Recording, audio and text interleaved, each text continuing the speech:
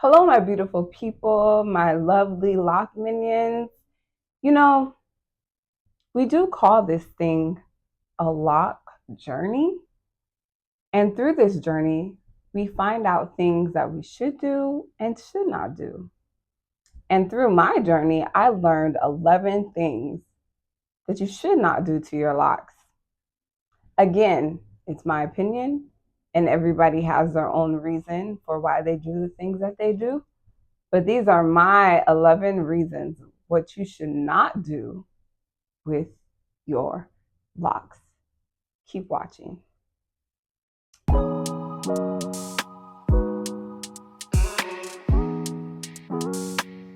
Hello, my lovely lock minions, and those of you that are new to my channel. My name is Mfan. I'm a teacher, dancer, and hair guru for locks. On this video, we're going to discuss 11 things you should not do to your locks. Maybe. If you're interested, keep watching. Don't forget to thumbs up, subscribe, and hit the notification bell, and come back to my channel, Locks for You to Love. Number 1, no creams. So I am 50-50 about not using no creams, but I understand the logic behind it because over time, it adds buildup, which is not that difficult to get out, but if you don't tend to it, then it may be difficult later on as your locks mature. If you are planning on to use a cream, what I suggest is mix it with a liquid or an oil to break down that cream so it's not so creamy where it sits on top of your hair, but it like bleeds into your lock. For me personally, I use, I guess I would call it a cream. It's called Thank God. It's natural, and it's a leave-in conditioner, and it's like a cream. I usually mix it with water, and I put it through my locks, and it does well for me. But it's all in the journey. So you have to discover what works best for you. Ooh, my food's ready. Number 2, not wrapping your locks. I am victim of not wrapping my locks at times. And because of that, I do believe a big part of my locks getting lint is because I have not wrapped them. But there are some things you can put in place to help with that. You can buy a silk pillowcase. You can make sure you wrap your locks. And be mindful of the clothing that you wear. I do have an article of clothing that is fluffy, but it kind of reminds me of like feathers. And when I wear that, the back of my locks get attached to the material and it gets stuck in my lock. So those are some things you can look out for. But wrapping your locks help with lint prevention and just the overall health of your locks, period. So make sure you wrap those locks. Number 3, not washing your locks. Again, to each its own. These are my 11 things that you should not do to your locks, but I will explain my reasoning. Your scalp is what you need to keep clean so your hair can continue to grow. Now, some people have not washed their locks for a while or their hair, and their hair grows fine, and that is fine and dandy. But there is a risk with that. If you don't properly clean your scalp and your hair, that could create issues for the future. And my advice is come up with a routine when you should wash your locks. For me personally, I wash my hair when it feels sticky, heavy, my scalp is irritated. That's when I wash it. There's no set date or time. But what I would recommend every 2 weeks for me personally. But whatever that is for you, as long as you have a consistent routine, good for you. And if you want to share how often you wash your locks, leave a comment below. Number 4, no bleaching your hair, especially your locks. Again, my opinion. Ooh, my nose itches. Okay, so from what I've observed, even if you go to a professional and even if you get your hair professionally bleached or dyed, over time, your locks will break. Your locks will lose the density, the health of it over time. And it's just no bueno, no bueno, no bueno. What you can do is look into natural alternatives of dyeing your hair if you just really want a change in something different. For me, I use henna, and that is the safest thing for me that does not promote damage to my locks, to my hair follicle, to my scalp. Again, it's your journey. So whatever you want to do with your journey is on you. But these are my 11 things of what you should not do to your locks. And bleaching them is one of them. Don't get it twisted. Because I do sometimes want to dye my locks. But I outweigh the pros and the cons. And I feel like there's more cons than anything. So don't bleach your locks. Number 5, do not retwist your hair or do your hair on dry locks. Make sure your hair is moisturized, wet. It doesn't have to be wet per se, but like damp a little bit before you start manipulating your locks. And that goes for loose naturals as well. So just make sure your hair is a little damp before you start doing stuff. Now, you may be asking me, why does it even matter? Well, through this journey, a lock journey, you will discover if you don't moisturize your hair in some kind of way before you start doing certain styles to it, you will notice that your hair is more prone to break and snap, opposed to if it's wet, it's more flexible. So just be mindful of that. And also knowing your hair and what state it's in. And if you have dry hair already, I don't think it's the best idea to work on dry hair if it's not wet a little bit. Okay. Number 6, don't trim your frizz. For me, personally, I love frizz, and I feel like it also creates volume in your locks, and it keeps the integrity of your locks with the frizz. Because over time, your hair will do what it needs to do with the frizz, and you won't have frizz no more. I feel like with new growth, you are more prone to frizz because you're battling with a locked hair and loose hair trying to come together. And in order for it to create a lock, it needs to kind of frizz up and do the things that it does for it to do the things that it wants to do. Dang, that sounds like a Bible verse. Anyways, so yeah, don't trim your locks. Again, these are my 11 things of what you should not do to your locks. But if you do that and you feel comfortable and you haven't seen anything happen to your locks over time, then keep doing you, boo. But I would recommend not trimming your locks. Just let your hair do what it do. I'm gonna make it do what it do, baby. Number 7, choose the method that works for you.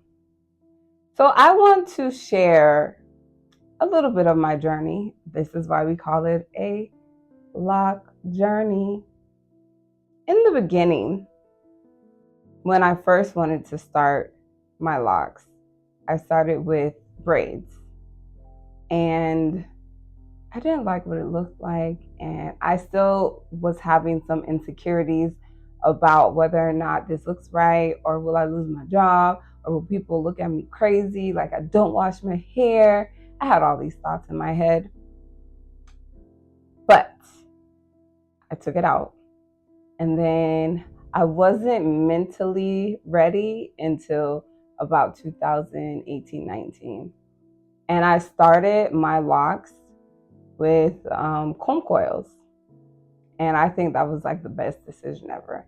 I liked what my hair looked like in the comb coils, and from research, from what people started with, which is the comb coils, I like how their locks were looking after it would mature over time.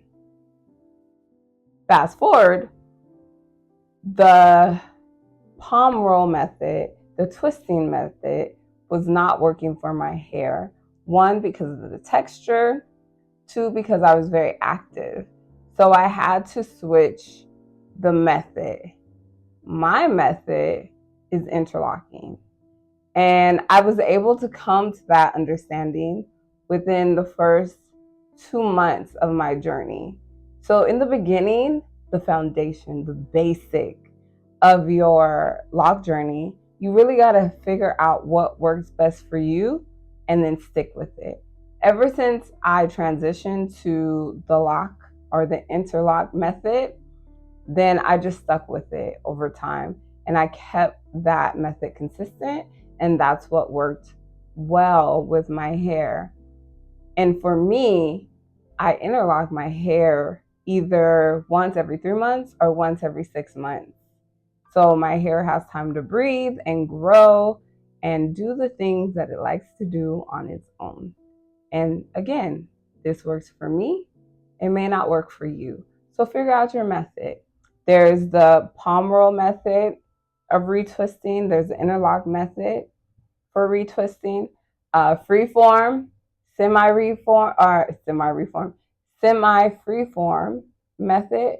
So you just have to figure out what works with you in your journey, in your life, and then stick with it. So number 8 piggybacks off of number 7. So number 7, we talked about how you would retwist your hair, and that would be palm roll, interlocking, freeform, or semi-freeform. There's probably other methods that I'm not mentioning, but those are the common ones that I heard about over the years. Now, number 8 is figure out your journey. Figure out what you want to do to start your locks. For me, I had to figure out 3 times before I got to my answer. So spend time in researching, figuring out who your favorite lock guru people are, and see if that works for your hair. And also understand your hair, because your hair may not be like the person you look up to. For me, I wanted sister locks, but I realized my sister locks, my hair was too thin for that. So then I was like, okay, I'll do micro locks. Still too thin for that. Then I was like, okay, I'll just do braids, but I'll make them not too small, but small enough so they can look the way that I want. And then I was like, no, I'm going to do comb coils. And then finding out the size that you want, finding out how you want to part your hair, what your locks may look like after they mature. There's so many things you got to figure out when you start your journey. So spend time in researching and getting to know how you want to start your journey and how you want to maintain it. Because if you don't do that, it's going to be a hot mess. Hot mess. Number 9, don't style your hair too much. Leave your hair alone. Find some protective hairstyles that you like that will keep you out of your hair and not touching it as much. For me, in my journey, the longer that my locks have become, they have made me very tender-headed now. And I rather wear my hair down like this and not have it up, not have it in a ponytail, not have it in a bun. I just want my hair down. So my go-to styles are scarves, this top knot bun. And if you're interested in how I did this, I have a video on some hairstyles you can do. Anyways, this top knot bun, it's not holding my hair. It's just like decoration. And the rest of my hair is out. Hats are my best friend. I love hats because I don't have to really touch my hair. I can just be cool with my hat and it doesn't bother me. But it keeps me from not manipulating my hair as much and keeping my hands out of my head. So too much styling, it can cause damage or breakage and other things that come with that. So I just recommend, just don't style too much. Find 3 simple styles for your hair that makes you feel good and look good, and stick to that. That does not require you to do too much to your hair, and you'll be good. Number 10, not drying your locks. I had an issue with this in the beginning of my journey.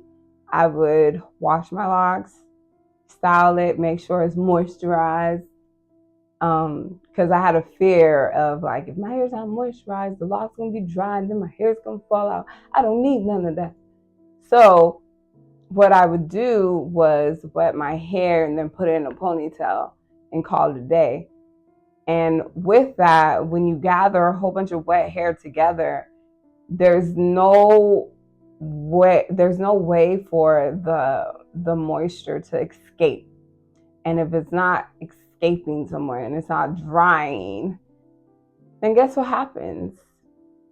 For those of you that don't know, think of it like this. You're doing laundry, you wash your clothes, and then you forget that you need to take them out and put them in the dryer. So they sit for a couple of days. Then you go back into your laundry closet and you look at the washer and you see that there's clothes in there. You open up the washer door and you smell the clothes, and they smell like dun dun dun dun mildew. Guess what happens to your locks if they stay wet? They start smelling like mildew. So coming up with a way to properly moisturize your hair and dry it in a timely manner will help prevent that funky, stinking smell that nobody wants to smell all day. And it's not intentional. Most of the time it's not intentional. But if you do that on purpose, I'm going to need you to work that out, because your hair stank and we need to make sure it smells good. And don't try to cover it up with essential oils, knowing that your hair still smells like mildew. And the only way to clean that is to wash your hair and to make sure your hair dries properly. Okay? Number 11, no wax products. Now, let me share a little bit of a backstory to why it took me so long to start my locks. I was traumatized by somebody who probably was not well educated on how to take care of their hair. And I seen them using wax for their locks, but I also seen how it did not look great, and it looked like you had a whole bunch of stuff in your hair that you could not take out. And from that scarred me, and I was like, I don't know if I'm ready for that. So, wax products, yes, it does hold. It does hold your hair. Yes, it does. It snatches those baby hairs, those locks, the loose hair, everything. But it's not good for your hair over time. And this also creates buildup, and it attracts lint and dirt to your hair, which will have you work 10 times harder to make sure your hair stays clean and not affected by the wax products. So stay away from wax products. That's it. Okay? You hear me? Okay. So you made it to the end of this video. You are very interested on the 11 things of what you should not do to your locks. Again, they're my opinion, what works best for me, and it may not work best for you, but it might be some things you might be interested in and looking into. So let's do a quick recap. 11 things we should not do to our locks. Number 1, no creams. Number 2, no wrapping your locks. Number 3, not washing your locks. Number 4, bleaching your locks. Number 7, retwisting your locks on dry hair. Number 6, cutting the frizz out your locks. Number 7, not knowing what method to retwist your hair with. Am I interlocking? Am I retwisting? Am I palm rolling? What am I doing? Figure it out. Number 8, choose your journey. How are you going to start your locks? How are you going to part them? How big do you want them? So many things you got to think about. Am I going to do sister locks? Am I going to do micro locks? Am I going to do medium locks? Am I going to do small locks? Am I going to do big locks? Am I going to do semi-freeform locks? Choose your journey. Number 9, too much styling. Keep out of your hair. Number 10, not drying your locks. You're going to walk around smell like mildew. Dry those things. And number 11, no wax products. I hope this video served you well. I hope you learned something from this video and you can take some of these things and apply them to your lock journey. And if they didn't work, it's okay. That's part of your journey. If you have any tips or ideas of other things that we should not do to our locks, comment below and let us know. And see you soon on the flip side.